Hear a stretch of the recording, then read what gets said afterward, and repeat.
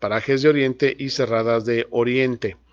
El funcionario agradeció la colaboración de elementos de la Coordinación General de Seguridad Vial y confirmó que estas acciones continuarán durante los próximos días. Bueno, además de la sanitización, por cierto, hay una plaga de animalitos en toda la ciudad. Pequeñitos los animalitos, pero muy latosos. Aquí tuvieron que fumigar en las instalaciones de Radiorama, vino Protección Civil, pero así tapizado todo el estacionamiento creo que se llama el Falso Pulgón, no sé. Pues ya llegó Sergio, entonces vamos a darle trámite de una vez a nuestro viernes de cotilleo. Me faltan todavía, bueno, aquí tengo 7:57, yo acá ya tengo las 8. Pues arrancamos. Ya es viernes de cotilleo. Yo la verdad, o no entiendo lo que pasa, o lo que entendí ya pasó. Una dialéctica muy interesante. Después del sexenio es cuando se le da vuelo a la hilacha y entonces se deshilacha todo lo hilado, ¿verdad? Aquí no hay formalidades. No hay formalidades. Para charlar del acontecer político, Ricardo Chávez Carvajal, Alfredo Benítez, Sergio Armendáriz y Daniel Valles le invitan a escuchar la plática desenfadada. Creo que es una buena pregunta fundacional del viernes por la mañana. Cotilleo.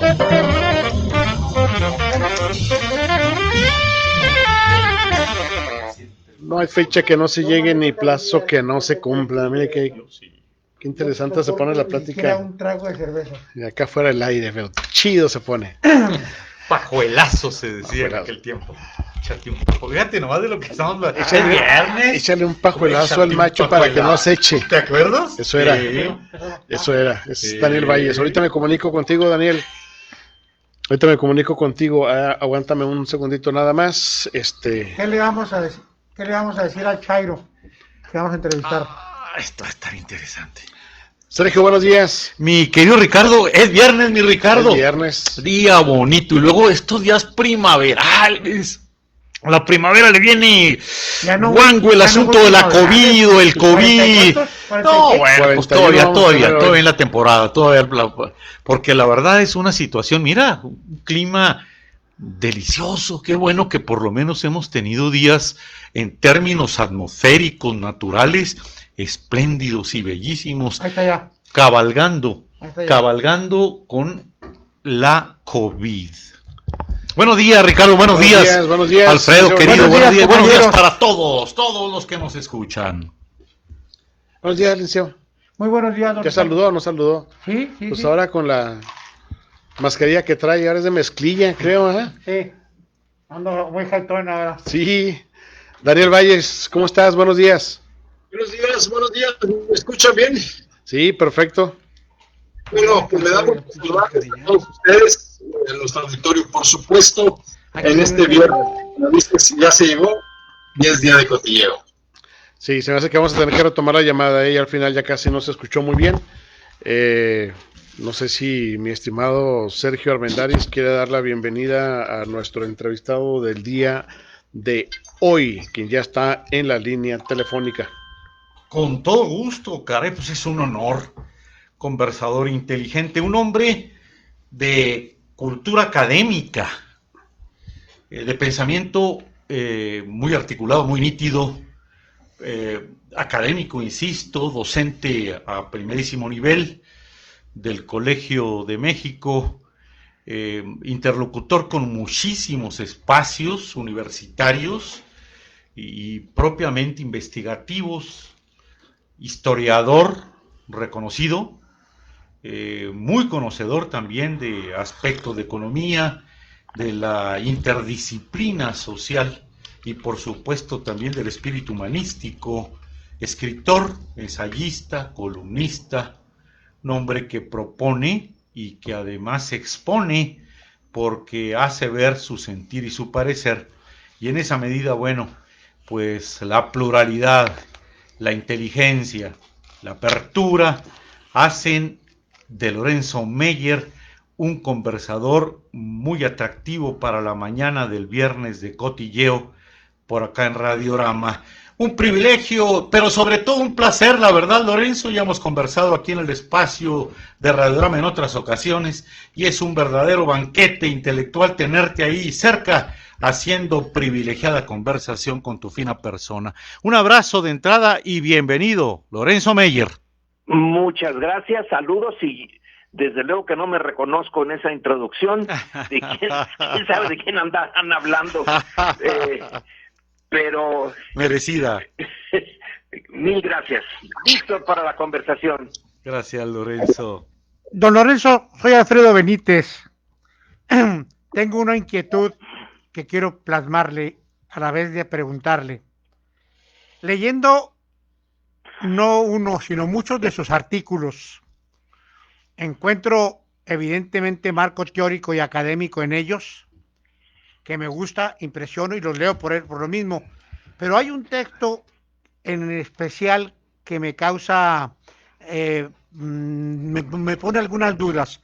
En octubre del año pasado usted escribió El éxito de un fracaso, recordará. En ese Pues, artículo que hace usted en octubre... No me acuerdo, pero sí. Es de octubre del año pasado. En ese artículo usted habla del fracaso del régimen priista después de 70, 80 años. Ajá. Pero al final de él, que es lo que me inquieta, dice usted que esto permitió, si me permite lo cito, la suma del fracaso del proyecto priista germinó en un éxito, el desmantelamiento del sistema autoritario más longevo de América Latina y la oportunidad de dar forma a otro. Ahí es en lo personal, contradicción. ¿Usted cree que el nuevo sistema o la cuarta transformación es en efecto un paso de un sistema a otro? Como yo lo veo, esa es la pregunta, porque como yo lo veo, es paso de un sistema a otro exactamente igual. Bueno, sí, ahí diferimos. Claro que no lo veo igual.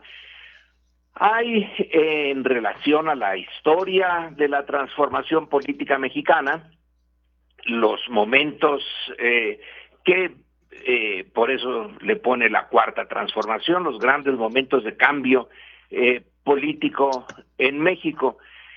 Fueron esos y más, se pueden poner más de los que implica la 4T.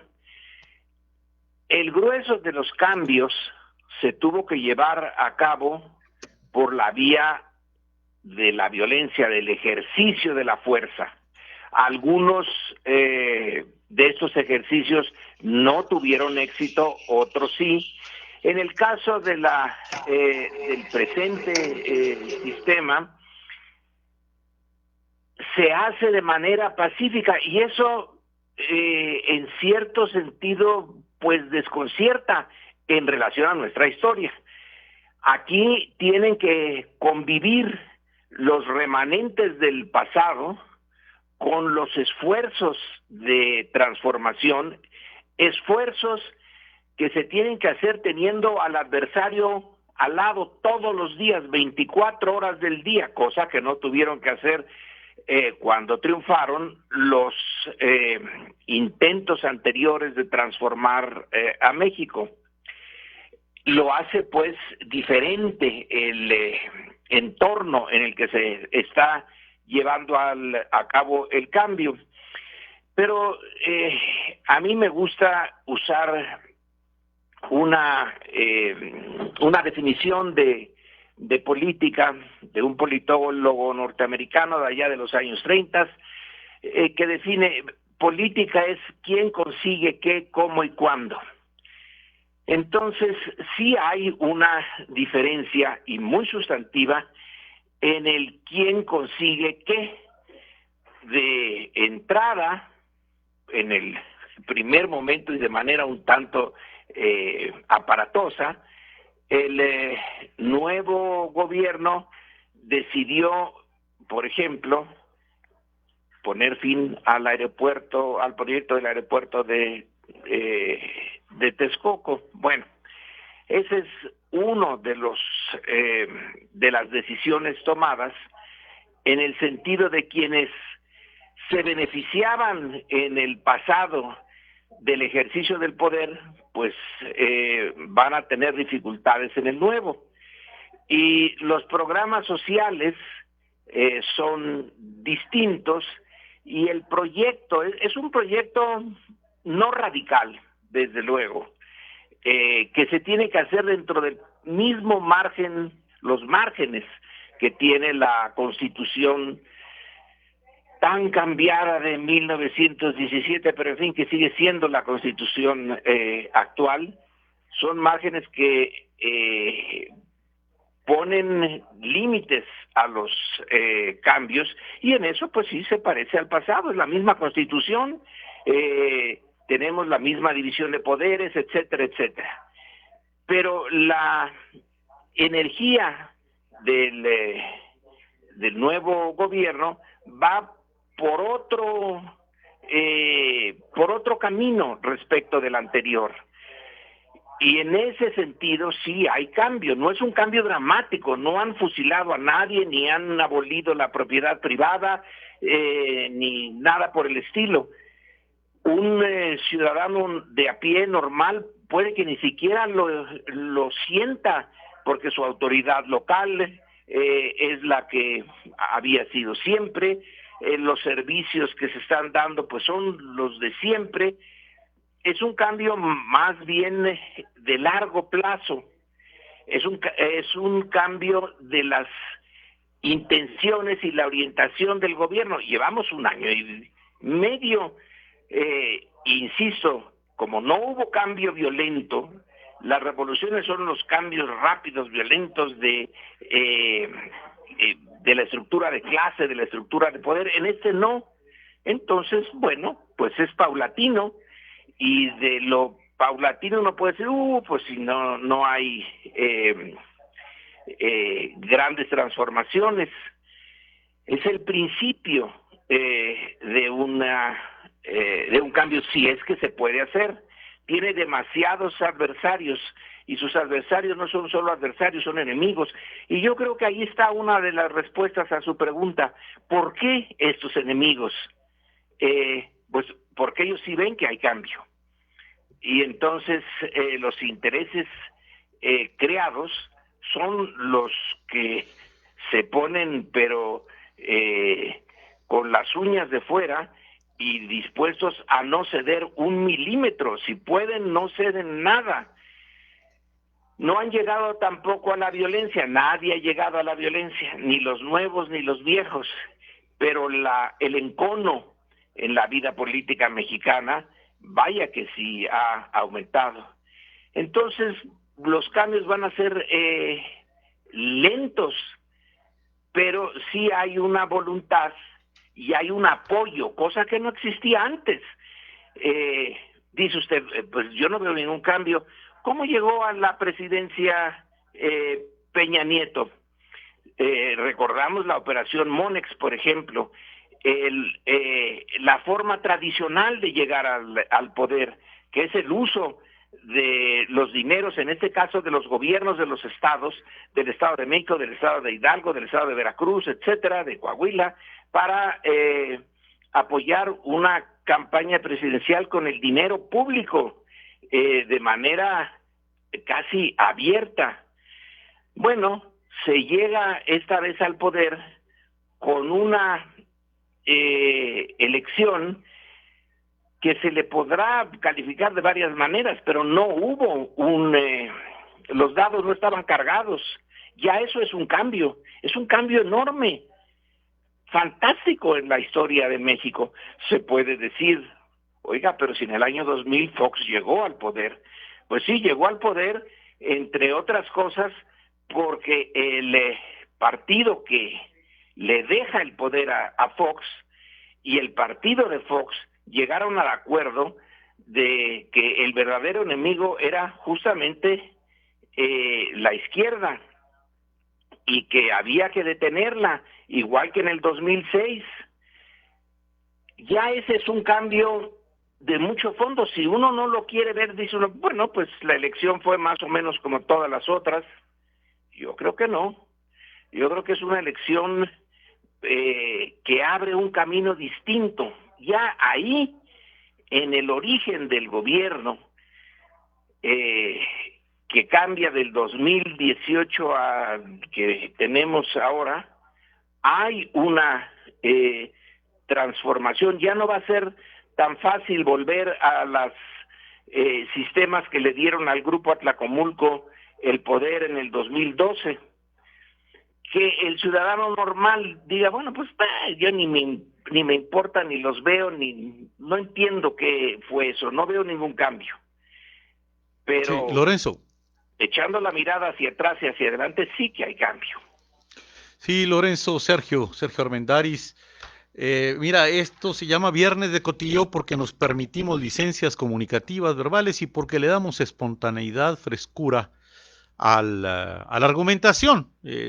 La hora incluso no se presta para demasiada solemnidad ni para demasiada formalidad, así que tolérame un poco esa coloratura discursiva. Y bueno, yo le hablo a Lorenzo Meyer, no al que parece intelectual orgánico, sino al que es académico. Escucho tu argumentación, Lorenzo, y me cuesta diferenciarla de la de quien posiblemente sean tus amigos, sí conocidos, como Epigmenio Ibarra, como John Ackerman, como Federico Arriola, tanto también Julio Hernández, pero ninguno de los anteriores tienen el nivel y la contextura académica de Lorenzo Meyer. Yo a ti te leo, Lorenzo, y tengo el privilegio de leerte precisamente desde Reforma, porque escribiste para Reforma. No, escribí en Reforma, no para Reforma. Bueno, tú sabes que así se dice, ¿no? Es decir, escribió Lorenzo para El Heraldo, escribió Enrique para El Correo. Bueno, pues ya que se permite interrumpir y es el cotilleo, si interrumpo para decir que es distinto. Pero todavía no, pero todavía no me saques otros datos. Me interrumpes de manera prematura. Ahorita que me des tus otros datos, yo los escucho con tranquilidad. Hagamos conversación. Bueno, escribiste en Reforma.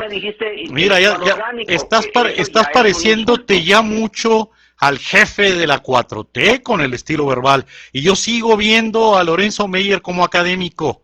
Permíteme terminar el argumento, te provoco con el eje reflexivo y tú evidentemente dirás lo que en libérrima actitud puedas y quieras decir.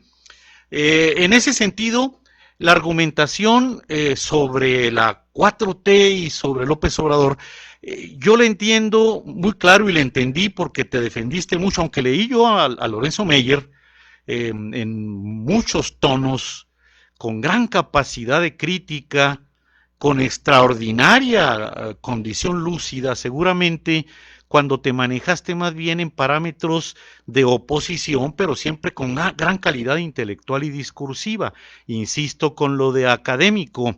Recuerdo yo algunas situaciones importantes como aquella carta que firmaste en 1986 defendiendo la libertad y la pluralidad cuando el viejo y dinosaurico PRI, que no se ha ido del todo, por cierto, hizo lo que hizo acá con el fraude patriótico en Chihuahua.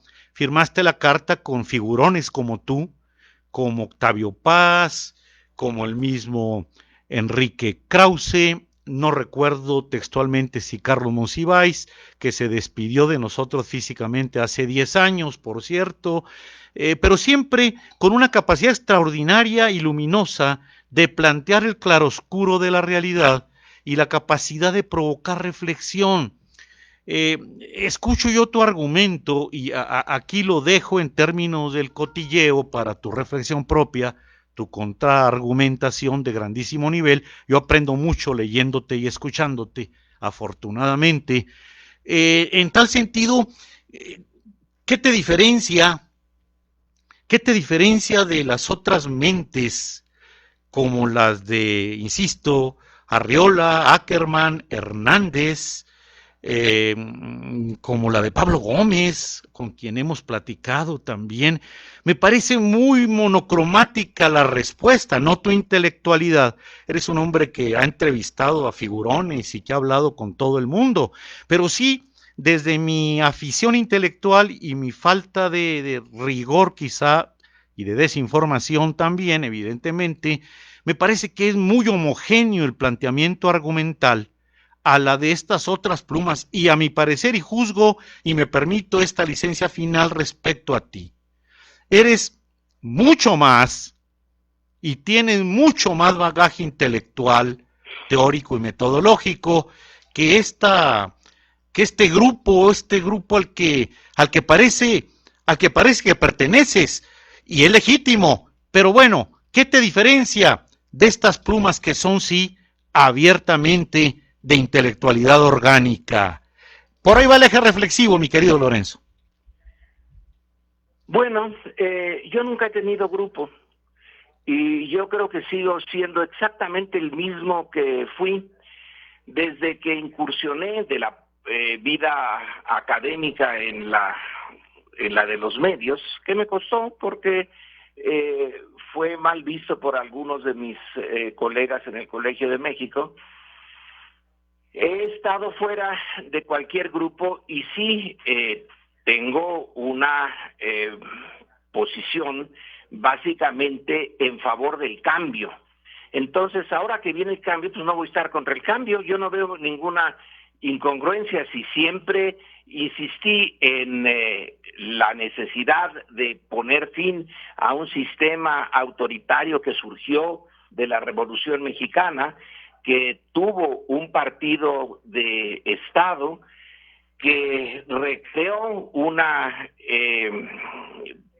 forma pues de concentración de la riqueza oligárquica, exactamente como la que había combatido, al menos en principio, la revolución. Cuando empieza a surgir esta posibilidad, yo no veo por qué tengo que estar en contra. Si alguien tiene los nombres, apellidos que se dijeron, coincidencias con el gobierno actual, bueno, pues muy de ellos. Yo sigo siendo congruente conmigo mismo. No hay ninguna incongruencia en lo que yo estoy planteando. Veo surgir una posibilidad, no digo que se vaya a llevar a cabo, la veo como mera posibilidad de modificar una forma de ejercicio del poder que a lo largo de 5 siglos ha sido finalmente en beneficio de una minoría, y el que se intente hacerlo distinto, no tengo por qué estar en contra. Si yo dijera, bueno, siempre estoy en contra, esté quien esté en el poder, estoy en contra, pues para mí sería una estupidez, porque el estar en contra, por estar en contra, no tiene mayor sentido. Es tratar de distinguirse simplemente por llevar la contraria. En esta ocasión, yo conozco a Andrés Manuel desde hace como 30 años. He conversado con él, he estado en contacto esporádico, muy esporádico con él, pero su visión, que no es la de una izquierda radical, a mí me gustaría más radicalidad en esa izquierda, pero en fin, pues, cada quien hace como puede. De todas maneras, se enfrentó a una impresionante cantidad de obstáculos, y es un milagro que haya podido llegar a la presidencia. Si la derecha no se divide en 2018, dicen que la derecha tiene intereses, pero no ideología. Yo no entiendo la estupidez también de la derecha de presentar 2 candidatos. Bueno, pues eso sí permitió que en la coyuntura y con los cambios a veces medio turbios que tuvo el sistema electoral mexicano, no les quedó otra más que aceptar el triunfo de Andrés Manuel y de su proyecto. A mí ese proyecto me parece, dentro de las posibilidades, pues el mejor, porque no, Mid de plano y Anaya no me parecían. ¿Por qué tengo que estar en contra? Entiendo las dificultades y que cuando se pone en práctica un proyecto de alguien que ha estado siempre en la oposición, cuando lo pone en práctica, bueno, pues la realidad se lo va cambiando y tiene problemas y tiene incongruencias, etcétera.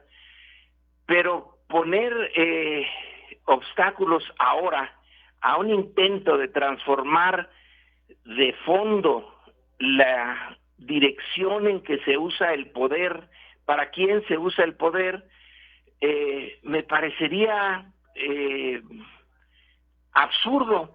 Si en eso desde otra parte se me ve con Julio Hernández López, con Ackerman, con quien sea, bueno, pues eso es un punto de vista, no es mi problema, es el problema del que lo está viendo.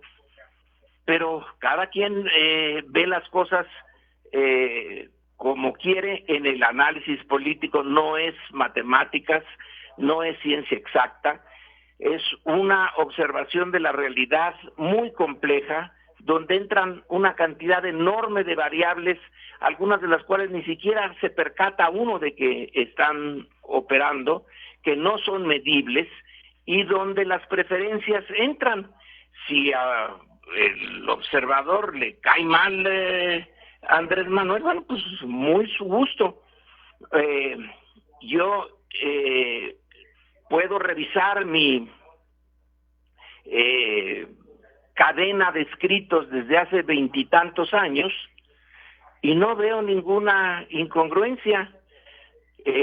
Sí veo ciertas incongruencias en algunos de los que hoy atacan, que antes estuvieron con Salinas, que antes recibieron beneficios de aquí y de allá del poder y que ahora están resentidos, o que de plano son empresarios y no les gusta esa forma ni las formas ni el fondo del ejercicio del poder. Bueno, pues muy su gusto. Pero a mí que me digan exactamente dónde cambié, dónde está un cambio. Entonces sí puedo discutirlo. Pero que se diga, oye, se parece usted a Ackerman, bueno, y me parezco a muchos otros, y soy diferente de muchos otros. Pero bueno, si en el camino coincidimos, pues ese es mi camino, ese es el que he seguido. Y si se me puede demostrar que di un bandazo, bueno, entonces que se me demuestre. Adelante, Daniel. Bueno, no. Adelante. Sí, retomando la respuesta, soy Alfredo Benítez otra vez, don Lorenzo. Retomando la respuesta que me dio hace un momento donde dice que en el 2000 Fox llega, y se lo pregunto porque reconozco en usted un estudioso del sistema político mexicano de siempre, en eso tiene usted toda la razón. Dice que el PRI y el PAN, para bloquear la llegada de la izquierda, hacen una alianza. Esas alianzas, evidentemente, y usted lo sabe, son coyunturales. ¿No le parece que en el 2018 la alianza fue Peña Nieto, Andrés Manuel, para bloquear la llegada de Ricardo Anaya, que al inicio de la contienda se veía muy fuerte?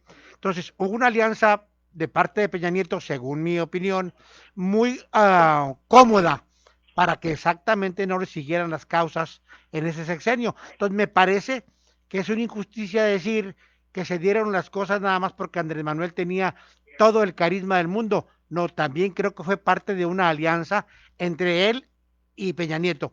Ese es mi sentimiento, mi perspectiva. Y esa alianza la siguieron los 30 millones de votos, tan mecánico es la cosa. No, usted habló de variables que a veces desconocemos Y tiene razón, una de las variables que desconocíamos en ese momento era el hartazgo tan grande que había de otra parte, de otro sector de la sociedad que no era Andrés Manuelista, sino que quería exactamente como usted lo menciona, un cambio. A ver, déjeme explorar por ahí.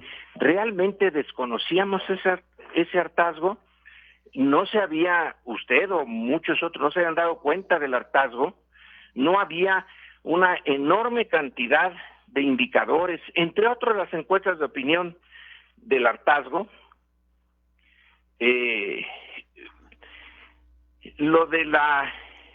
También en el 2000 había el hartazgo. Y justamente por eso, por tener ya la evidencia del hartazgo, es que quien en ese momento tuvo que dejar el poder, el PRI de Zedillo y de Salinas, porque seguía siendo el motor de esa aglomeración de intereses que es el PRI, en una decisión muy inteligente, señalaron, pues supongo entre ellos y discutieron entre ellos, que se perdía muy poco con dejar a Fox y se ganaba bastante en renovar la legitimidad, lo que quedaba de legitimidad del sistema, si se dejaba a Fox. Fox llevaba un discurso muy bronco de que iba ahora sí a acabar con la corrupción y con las tepocatas y todo. Me pareció una decisión bastante inteligente, no alejada de los principios maquiavélicos. Ahora, en el 2018, Peña Nieto tenía la posibilidad de hacer lo que todavía le quedaba de capacidad de maniobra al PRI de Salinas Zedillo. Creo que ya no mucha, pero puede ser, no lo pongo en duda, que dentro de los alcances del jefe del grupo de Atlacomulco, que no dio para mucho, como sí los daba Salinas, debió de haber dicho: aquí las cosas están difíciles. Y es de todas maneras interesante, ¿por qué dos derechas se pelean tanto? Supongamos que fuera el caso de un acuerdo, y decir, no, para que no llegue el joven Anaya, el brillantísimo joven Anaya, con un historial tan bien hecho, etcétera, y tan carismático, para que no llegue, entonces vamos a dársela a Andrés Manuel, que es en realidad un peligro para sus intereses, pero Anaya era más peligroso para la otra derecha que Andrés Manuel. En fin, es una hipótesis difícil de comprobar ahora, pero quizá con el paso del tiempo se pueda apuntalar mejor y quién quita, y a lo mejor ahí hay una vena para explicar por qué ya no puso tanta resistencia, aunque recordemos que todavía unos meses antes en el Estado de México, cuando había que poner a Del Mazo, que no es tampoco una personaje que uno se asombre de su capacidad política, sino es hijo y nieto de gobernadores y parte central del grupo Atlacomulco, lo puso a sangre y fuego, le metió todo el dinero del mundo, llegó a extremos en el caso de Atlacomulco y pudo imponerlo y derrotó la candidatura de la señora la maestra que Morena había propuesto. Así que un año antes, en 17, sí se pudo. Y en 18 dijo, mejor se lo dejo a Andrés Manuel para que no me persiga y yo disfrute de la vida. Bueno, es una posibilidad que haya llegado al convencimiento de que lo que es que el Estado de México no es México, y que lo que pudo hacer ahí ya no lo iba a poder hacer a nivel nacional, y que mejor en Santa Paz se iba y sacrificaba a Meade, que lo dejó en ridículo, el personaje de secretario de Hacienda y secretario de Relaciones Exteriores, y que le pidió al PRI, háganme suyo, y queda hecho un estropicio. Bueno, pues es que una ficha más a sacrificar que no tiene mayor importancia. Lorenzo, permítame interrumpir. Esa hipótesis. Lorenzo, buenos días. Yo soy Buenos Daniel días. Valles y le saludo con muchísimo gusto. Lo he estado escuchando ya por 32 minutos y me parece muy interesante lo que dice. Sin embargo, estamos hablando de mucha teoría política y eso es cierto. Quisiera poner un grano de pragmatismo. Usted dice que política es quién consigue qué, cómo y cuándo. Bien. Yo conozco otra definición. Esta es de un periodista que conocí yo muy bien, que decía que la política y la política y la economía es una pistola y la política es saber cuándo jalar del gatillo. En base en esta premisa, una de las cosas que esperábamos del cambio era lo que se prometió, la retórica con la que se habló, que no hemos visto nada. Usted mismo escribió un artículo hace año y medio donde se habla de los dolores de Jeremías y hacía todo un vaticinio de que la gente que se dolía porque iba a llegar Andrés Manuel y que querían que iba a suceder esto, lo otro, aquello. Bueno, ya sucedió todo, ¿no? Y lo que se acumule.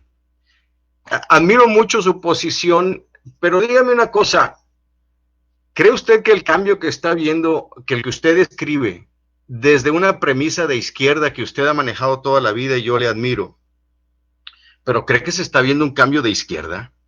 ¿Cree que el estar beneficiando a las miles de millones de personas que les están enseñando a no hacer nada y que se están acabando los dineros que tenemos, cree que eso es izquierda y eso es beneficioso para México en verdad? Eso por un lado, para que usted se extienda, porque eso es algo que quisiéramos saber sin meternos a analizar todo el papel de Hugo López-Gatell, que es desastroso, y tenemos una pandemia que no han sabido manejar. Y por otro, muy breve, su amiga Carmen Aristegui, igual que usted, tiene años trabajando con ella, son muy amigos, forman parte de un grupo de periodistas, yo soy periodista, pero hoy hay unos nuevos grupos. Antes eran unos y ahora eran otros. Me acuerdo de aquella película de conservadores y proletarios que se cambiaban la caja del gobierno municipal con Héctor Lechuga, David Reynoso, que no recuerdo el nombre ahorita, pero es exactamente lo mismo que estamos viviendo en la ideología mexicana. Pero dígame, Carmen Aristegui, siendo de su grupo de ustedes apoyadora, pero a morir de López Obrador, y hoy siendo atacado por sus bots y por la gente, ¿qué opinión le merecen esas dos cosas? Por favor, don Lorenzo. Bueno, mire, para empezar lo de la definición que doy yo es de Harold D. Laswell, un profesor norteamericano, un teórico de la política, sí. No es periodista, y que al hacer su definición la prueba con un estudio empírico, así que eso de que es pistola y uno dispara y yo me quedo, la definición en ciencias sociales depende de cuál es el objetivo de uno. No hay una definición de política. Sí, no, por eso me atrevo a dar esta versión libre que denota muy bien cuando hay la cuestión que qué es preferible, la política o la economía o la política. Entonces ahí se combinan las dos cosas. Cada quien usa la definición que le ayuda a entender. Sí, eso es correcto. A mí me ayuda a entender la de Laswell. Me parece muy buena. Ahora ya, sí, cuando usted dice que se le da el dinero a quien no hace nada, pues, ¿qué le puedo decir? Si es su opinión, pues es una opinión y listo. Bueno, no es opinión, está aprobado. Hay cientos de miles de empresas que no están recibiendo a las personas que dicen que van a ir. Hay investigaciones periodísticas, hay estudios, hay toda una base donde finalmente, bueno, pues antes se usaban las despensas y los frutis y las gorras para llevar a alguien al poder y ahora lo hacen para sostener al poder, nomás que ahora no son gorras, ahora son dinero en efectivo. Bueno, entonces esto se va a ir al demonio. Entonces, nada más espérese un ratito. Sí, eso es exactamente el problema que estamos viendo, que se va a ir el demonio, lo dijo usted muy bien. Eso, entonces nada más aguántese tantito. No, pero ¿cómo me voy a aguantar si mis hijos y mis nietos, don Lorenzo, por favor, no me salga con eso? ¿A poco se van a morir de hambre en entre ahorita y el 2021? Bueno, mañana no, y si podemos evitarlo, no, pero a Venezuela le tardó 10 años. Bueno, pues entonces usted haga la comparación que se le ocurra. No es la que se me ocurre, no, vamos puntualizando bien, don Lorenzo, le estamos tratando con mucho respeto. Pues no está usted hablando con conejitos orejones y chiquitos. Bueno, es decir, en opiniones, yo tengo las mías, ustedes tienen las suyas. Sí, es cierto. Entonces, sí, hay que prepararse para un desastre. Las opiniones son como los ombligos, ¿verdad? Todos tenemos uno, ¿cierto? Y entonces el desastre va a llegar. Es lo que estamos viendo, sí, señor. El año entrante se tendrá que movilizar todo ese México que está siendo destruido para vía las elecciones de mediados del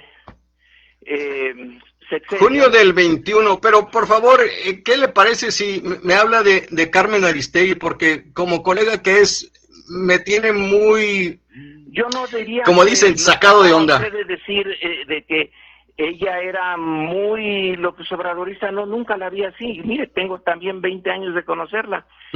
La veo como una conductora muy buena de sus programas. No coincido con ella en algunas de sus opiniones ni de sus colaboradores, pero bueno, cada quien es libre y en la medida en que yo me puedo expresar en su programa y no hay ningún obstáculo, pues bien, pero sí, pero esa es ella, el ataque que ha recibido a su persona, a su familia, a su trabajo por parte de la gente de Notimex. Bueno, pues eso sí que es, realmente ahí hay un problema que no llego yo a entender, porque como usted dice, yo estoy metido en el mundo académico, no en el del periodismo. Yo no dije eso, lo dijo mi compañero Sergio Armendáriz, y si usted me dice esa respuesta, yo nomás tengo que decirle, claro. Yo vivo en otra dimensión, en otro mundo, no en el del periodismo. Ajá. Entonces no sé qué diablos pasa en Notimex. En realidad ni sé bien a bien qué es Notimex. En algún tiempo, hace 20 y tantos años, escribía yo una par de cuartillas para esa institución y un buen día la Secretaría de Gobernación decidió cambiar a todos los que estaban allí y bueno, yo ya decidí que mejor no mandaba mi colaboración y listo, no conozco más allá. Pero sí me parece que es un problema innecesario, que ahí hay un gasto de energía por parte del gobierno de López Obrador que se debería de poner en otra parte. Sí, Notimex, correcto. Hasta donde supongo no está para crear problemas. A ver, Lorenzo, si me permites, porque si no estamos de alguna manera cayendo exactamente en lo que sucede con esta polarización. Yo sigo tratando al académico porque sé que lo eres. Y en esa medida, efectivamente. Intelectual orgánico ya no es manera de tratarte. Es una expresión que surge de Antonio Gramsci. No te sorprendas, es una categoría teórica. Me sorprende que no lo veas así, Lorenzo. Mala intención. Que conste que sigo hablando. Esta mala intención tiene que ver con el jefe de Pigmenio, de Ackerman, de Arreola. Tú no tienes jefe. Los otros sí. Los otros sí. Dijeron, mira, Mira, no hay tanta susceptibilidad. ¿Te parece, para jugar con más inteligencia, a mi parecer, si me lo permites, con todo el respeto que te he manifestado en el cotilleo, qué te parece si yo te doy, en la medida de mi posibilidad, 3 virtudes de López Obrador? Y bueno, pues evidentemente hay un cuestionamiento de mi parte, pero como intento, en el buen sentido de la palabra, en el sentido estratégico, si tú quieres, jugar al intelectual y al académico, porque es mi formación y mi historia en mi contexto y en mi proporción, así lo asumo, tengo la obligación de salir del gusto y de la polarización. Yo estoy hablando con alguien que no tiene un mito enfrente, sino un personaje político al que yo le veo virtudes. Primero, su extraordinaria perseverancia política de muchos años, y vaya que la perseverancia es una virtud, no solamente en la política, en la vida. Extraordinaria perseverancia.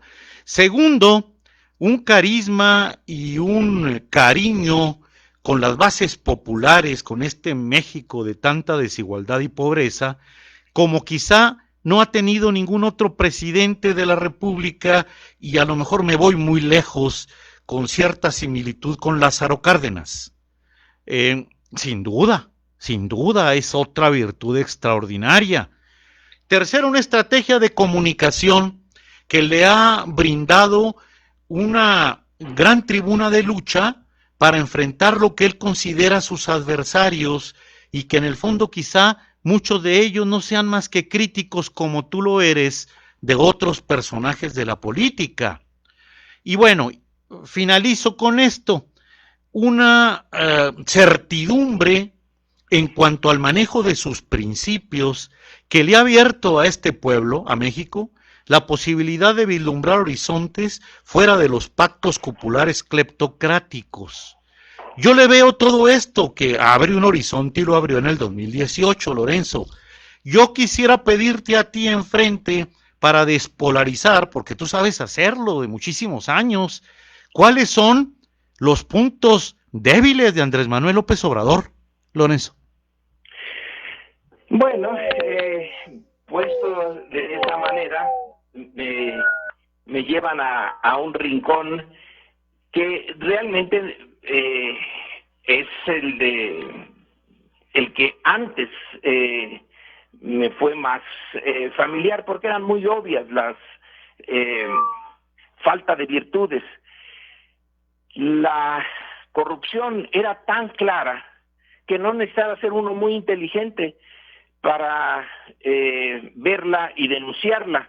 Se necesitaba otra cosa que no es la inteligencia, porque muchos de los académicos y de los comentaristas que todavía siguen, y a los que conocí, que por un tiempo casi traté como amigos, bueno, no querían tratar ese tema. Entonces para mí me fue relativamente fácil. No es que yo sea particularmente inteligente, es que dije lo obvio, y mi crítica fue a 2 puntos: la de la corrupción hasta la médula del sistema, y la manera en cómo las estructuras, sobre todo las electorales, trampeaban la supuesta voluntad popular. En este caso, de la falta de honradez y de la tradición de robar, sí, no le veo yo a Andrés Manuel de mayor problema. Lo suyo no es el dinero. Su visión de sí mismo y del poder y de la historia de México lo llevan por otros rumbos. Probablemente hasta ahora las estructuras electorales, las que están funcionando ahorita y van a funcionar en el futuro inmediato, pues ya no son las de antes. Así que por esos fueron los 2 temas que me sacaron un poco de mi vida académica, de mi investigación, que era donde yo estaba, y fue el 68, y fue la brutalidad de la represión lo que me llevó a la posición crítica y a no aceptar nunca ningún trabajo que tuviera que ver con el gobierno, aunque se me ofrecieron. Ahora, en relación a la situación actual, ¿qué es lo que puedo ver como un problema? Pues sí, que Andrés Manuel está en realidad bastante solo, estaba sobre todo, ahora ya anda metiendo a su gabinete a que haga más presencia, pero era hasta hace poco y en buena medida sigue siendo él solo. El equipo está muy atrás, pero esa concentración de las decisiones y de la presencia ante el electorado que tiene Andrés Manuel no es lo más saludable. No es lo más saludable porque finalmente ya dijo, las elecciones se van a llevar a cabo y ya sea en el 2021 cuando se revoque su mandato y deje esto en 2022 o en el 2024, él se va a ir. Y no hay sucesor. El problema que Max Weber planteó, y muy bien, los liderazgos carismáticos tienen el enorme problema de que no se hereda el carisma. Claro. Y que el carisma, entonces, en el mejor de los casos, se traslada a ciertas instituciones, a partidos, a grupos, pero se burocratiza el carisma. Claro. En el mejor de los casos, en el otro se pierde. Claro. Y el proyecto de una sociedad menos injusta, en donde el poder esté menos sesgado en favor de los que ya tienen pues bastante del pastel, no podrá llevarse adelante si por alguna razón la figura de Andrés Manuel desaparece. ¿Qué queda? No hay una organización capaz de llenar el vacío, no hay otras personalidades, pero sobre todo no hay organización. Esa parte sí preocupa. Claro. Lorenzo, bueno, un banquete, el tiempo, te lo agradecemos infinitamente porque conversar contigo siempre es un privilegio y es un placer. Ojalá te vamos a seguir leyendo, indudablemente, escuchando. Eres referente de la intelectualidad mexicana. Quítale lo de orgánico, efectivamente. Vamos quedándonos con el mundo académico en el que te desenvuelves. De allá, desde el norte fue donde me llegó lo de orgánico. Nadie me lo había dicho. Yo creo que lo han pensado. Bueno, lo han pensado, pero, porque eso sí resultó realmente insultante. Bueno, vamos dejándolo pues a nivel de las familias de coincidencia que tienes con estos personajes que me atreví a manejar. Ya no repito los nombres y apellidos, debía manejarlos por honestidad intelectual porque los leo y los veo también. Pero Lorenzo Meyer es un académico, el académico del Colegio de México, el hombre que sabe escribir, el hombre que conoce muy bien el sistema. Te agradecemos la conversación. Algún día estaremos quizá degustando un cafecito mañanero aquí o en la Ciudad de México donde podamos vernos. De nuestra parte, tu conversación valiosísima, te mandamos un abrazo cordial y en verdad apreciamos tu disponibilidad a la conversación, Lorenzo. Don Lorenzo Alfredo Benítez, me despido con una solicitud, a ver si en una de esas próximas entregas que tiene nos habla en ellas de la corrupción de Manuel Bartlett y de una serie de personajes de los que se ha rodeado Andrés Manuel. Es una solicitud. Gracias y fue un placer haber entablado plática con usted. Hasta luego. Un abrazo, Muchas Lorenzo. gracias. Pausa, regresamos.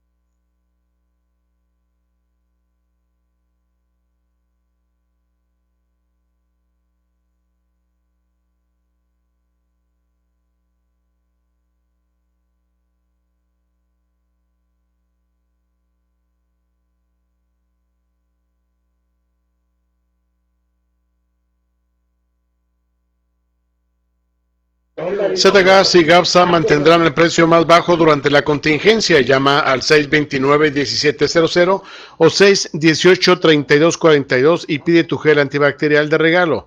También puedes pedir por WhatsApp, Facebook o en nuestra app de ZGAS. El Cotilleo, la conversación desenfadada sobre política. Ya desde Cotilleo regresamos aquí a los estudios de Noticiero Radiorama, ahora transmitiendo por el 99.1 FM Estéreo Vida. ¿Tenemos tiempo para el sueño, mi estimado Sergio? Sí, caray. Bueno, es que la conversación con Lorenzo fue tan fecunda que da poco lugar a eso, pero sí, rápidamente, hombre, fíjate que tuve dos personajes en mi sueño finisemanal. Uno de ellos se fue hace 10 años, Carlos Monsiváis.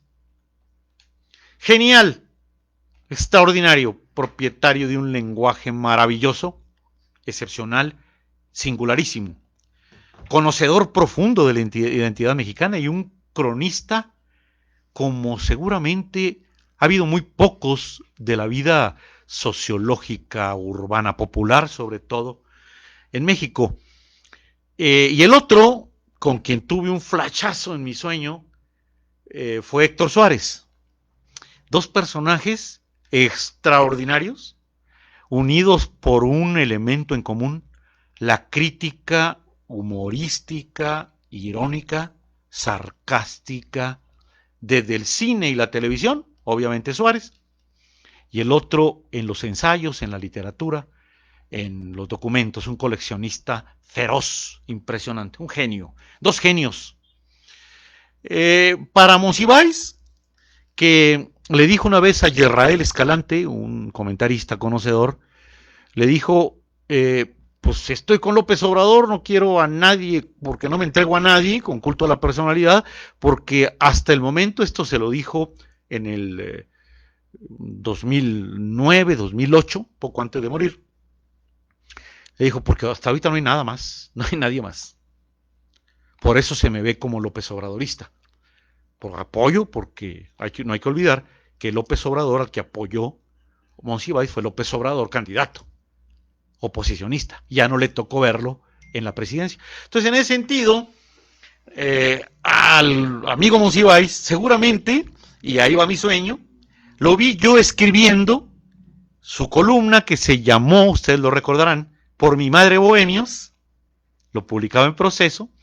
Lo vi sentadito, rodeado de sus gatos, tenía muchos gatos, el hombre, la Monsi, le decían los que lo querían muy cercanamente, escribiendo una columna, Por mi madre Bohemios, en donde documentaba con su gran capacidad un hecho, un texto, ya aquí en la época del COVID, ya con López Obrador como presidente, documentaba el hecho de la antología de la infinita imbecilidad de la política mexicana hasta la época de la 4T. La parodia, seguramente, tiene que haber sido brutal a la misma figura de López Obrador, porque Monsiváis no hablaba, cortaba, con una capacidad para deshacer desde la sutileza intelectual del gran cronista a cualquiera. Se atrevió a retar, y vaya que fue algo serio, a Octavio Paz en los 70, en una polémica que se dio muy fuerte entre la defensa de la izquierda, de Monsiváis, con la defensa del pensamiento liberal, como lo mencionó Paz. De ese tamaño era el alcance de este polemista natural. Hasta ahí Monsiváis haciendo y deshaciendo con esta ridiculez de la 4T, que no da pie con bola. Con Suárez nomás un flachazo. No sé si lo recuerden ustedes en qué nos pasa, evidentemente, su programa más definido, más conocido. Lo recuerden hablando con el lente oscuro, con un par de guaruras de lente oscuro también, y de traje, en el podium, caracterizado en este caso porque estuvo a punto de hacerlo y se definió como no López Obrador. Lo hizo con Adela Micha, por cierto. No soy López Obradorista. Voy por todo, le dijo, en un programa que ya no vio la luz. El hombre caracterizado, con todo ese maquillaje que usaba y lo abrumaba, de López Obrador. Hablando seguramente porque tiene que haber sido muy bueno para imitar, era un imitador extraordinario. Y atrás con dos acólitos guaruras, que tiene que ver con lo que hoy hablamos. Dos guaruras. Uno de ellos de nombre Pigmenio, con todo y su lente oscuro. Fíjate, no, el otro no era Lorenzo Meyer. No vayan a pensar, por favor, que era Lorenzo. ¿Cómo no? Te cae muy bien. Bien tiernito, parecías pan de dulce, mi querido Sergio. El otro era ni más ni menos que el buen amigo Federico Arriola, que se le cae la baba cada vez que habla de López Obrador. Esa fue la imagen, los dos personajes unidos en lo que mejor sabían hacer.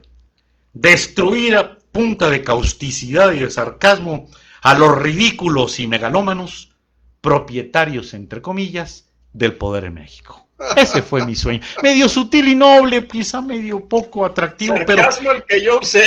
Pero ¿qué quieren a final de cuentas? Eso fue lo que ocurrió en mi sueño. Sí, sarcasmo el que yo le puse en la cara al buen Lorenzo. Mira, otros. Esta gente de la izquierda de México, del centro del país, creen que hablar acá en Ciudad Juárez van a encontrar seres chiquitos y orejones. Pero ¿qué les pasa, por favor? De veras. Y mira que Lorenzo, tengo que aceptarlo, no se parece nada a Pablo Gómez, ¿verdad? En su discurso. Pero caramba, quieren llegar insultando a la inteligencia, pues ahora sí que como dicen allá en el centro del país, no manchen. Bien, pues se nos acabó el tiempo. Sí, qué lástima. Qué lástima, pero... Muy rápido. Mi querido Daniel, felicidades por el asunto del curso. Felicidades, de Daniel. Tu formación, tu talento y tu mérito. Un abrazo y adelante. Un curso de periodismo de investigación que el gobierno de Estados Unidos me ha becado. Muchísimas gracias, compañeros. Sé que lo dicen con el gusto que siempre me expresan. Y sobre todo con el reconocimiento de tu mérito. Gracias, Sergio. Un abrazo, Daniel. Un abrazo. Bueno. Buenos días. Buenos días. No todo está dicho. En una semana regresa el cotilleo, con más jiribilla y barullo político.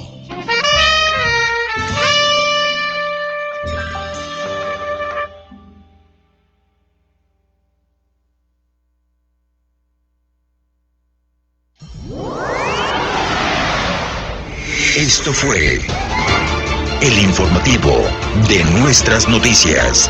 Al instante, con la información para usted.